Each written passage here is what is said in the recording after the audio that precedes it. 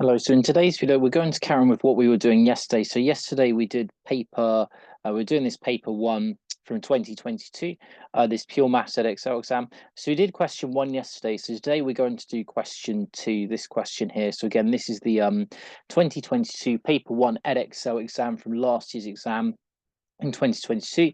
So we're going to do question two today. So question two is this one here. So we've got a function f of x equals x minus 4 times by x squared minus 3x plus k take away 42, where k is some constants. K is just some constant in which we need to determine.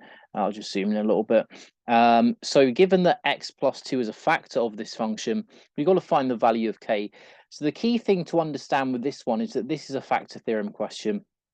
So we're going to need to use our factor theorem to do this question. So remember that if x plus a number is a factor, then it means that f of the negative of that number there is gives you 0. So when you insert the negative of this number there into the function, you get 0 because this must be a root of the function. So remember, using our factor theorem, if x plus 2 is a factor of f of x, then that means that x equals 2 is a root of f of x. And so therefore that means that f of negative 2 is equal to 0. So we can use this fact in here because now we know that f of negative 2 must be 0.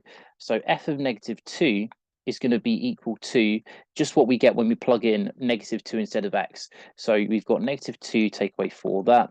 We've then got in here negative 2 all squared, and then minus 3 times by negative 2, and then plus k at the end there. And then we're going to take away 42. If we just try and simplify this, so we get negative 6 there, so negative 6 times by, so minus 2 squared is 4. Minus 3 times minus 2 is actually plus 6, and then plus k in that, and then take away 42. And then again, if we just simplify this a little bit further, so we've got minus 6 times by 4 plus 6 is 10, and then plus k, take away 42. Then if we just expand the brackets, so we get minus 60, and then minus 6k minus 42 equals 0. So remember, using our factor theorem, we know that this, when we insert this x equals minus 2 into the function, that must be equal to 0 because we know that x plus 2 is a factor. So if we just simplify this, we've got minus 60 minus 42, so that's minus 102, minus 6k is equal to 0. We can then add the 102 to both sides, so we get negative 6k is equal to 102. We can then divide both sides by 6. Well, negative 6 actually. So divide both sides by 6. I'll just rewrite the k again. So k is equal to 102 divided by negative 6. And then if we just put that in the calculator to see what we get, so 102 over 6. So we get 17. So k will be negative 17. So 102 divided by 6 will give us negative 17. So that's our value of k. So therefore, k is equal to negative 17. And so, yeah, that would be how we answer that one. So this question is just a question testing whether you know about the factor theorem. So remember that if x, let me actually do this in a more general way just to remind you.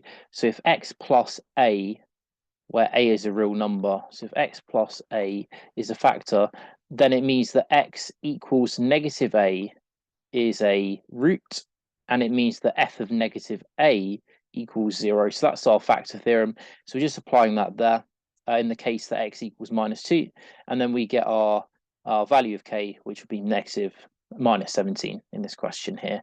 So yeah, tomorrow we'll carry on and do question 3 of this paper.